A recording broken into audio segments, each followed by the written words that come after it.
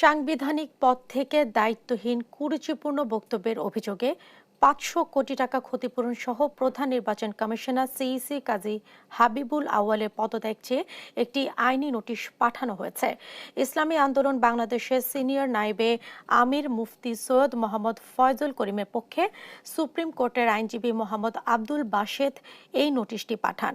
আসসালামু আলাইকুম রহমতুল্লাহি ওবারাকাতু। শিরোনামের বিস্তারিত দেখবেন পুরো ভিডিও জুড়ে। বরিশাল সিটি কর্পোরেশন নির্বাচনকে কেন্দ্র করে ৫০০ কোটি টাকা অনুদান পাচ্ছে চরমোনাই পীর মুফতি ফয়জুল করিম।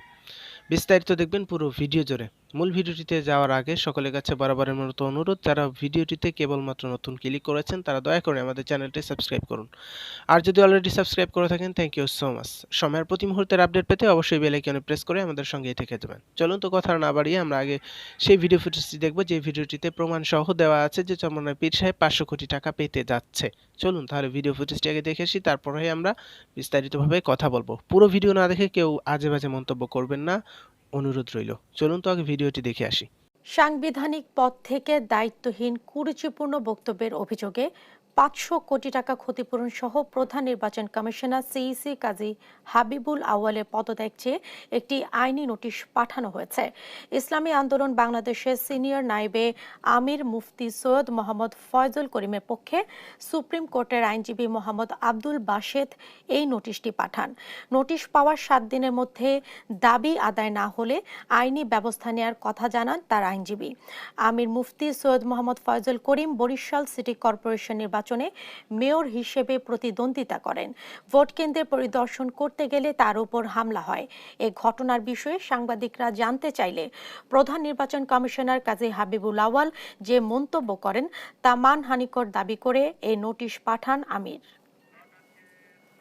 সরকার দলীয় প্রার্থী দ্বারা আক্রান্তের শিকার হয়েছিলেন এবং ওনাকে রক্তাক্ত জখম করা হয় হত্যার উদ্দেশ্যে।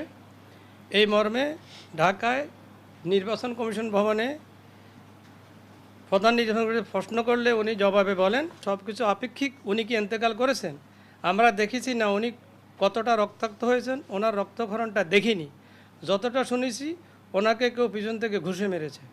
তা আমরা মনে করি উনি সাংবিধানিক পদে থেকে একজন যে কোনো নাগরিক বা কোনো প্রার্থীর মৃত্যু কামনা করতে পারেন না। ওকে, তো এই ছিল চরমোনাই পীর সাহেবের ভিডিও ফুটেজ। চরমোনাই পীর সাহেব সিটি কর্পোরেশন নির্বাচনকে কেন্দ্র করে চরমোনাই পীর সাহেবের নামে ৫০০ কোটি টাকার ক্ষতিপূরণ হিসাবে সুপ্রিম কোর্টে একটা মুসলিকা দিয়ে তারপরে এই বিষয়টি তুলে ধরা হয়েছে। জানি না এটা চরমোনাই পীর সাহেবের অনুমোদিত হয়েছে কি না, এটা ভালোবাসার প্রেক্ষিতে হয়েছে, এটা এখনও জানা যায়নি। তবে এতটুকু যে পর্যন্ত আমাদের কাছে এসেছে সে পর্যন্ত আপনাদের কাছে শেয়ার করা হয়েছে। তবে চরমোনাই পীর সাহেবের নামে যে ৫০০ কোটি টাকার মুসলিকা দেওয়া হয়েছে, এটা এই বিষয়টা আপনি কোন হিসাব বিবেচনা করে দেখছেন অবশ্যই সেটি কমেন্ট সেকশনে কমেন্ট করে জানিয়ে যাবেন। ওকে, তো এই ছিল আমাদের আজকের ভিডিওটি যদি আপনাদের কাছে ভালো লেগে থাকে অবশ্যই লাইক কমেন্ট শেয়ার করে দিবেন। আর আপনি যদি আমাদের চ্যানেলে নতুন এসে জয়েন হয়ে থাকেন দয়া করে আমাদের চ্যানেলটি সাবস্ক্রাইব করবেন এবং সময়ের প্রতি মুহূর্তের আপডেট পেতে অবশ্যই বেল আইকনে প্রেস করে আমাদের সঙ্গেই থেকে যাবেন।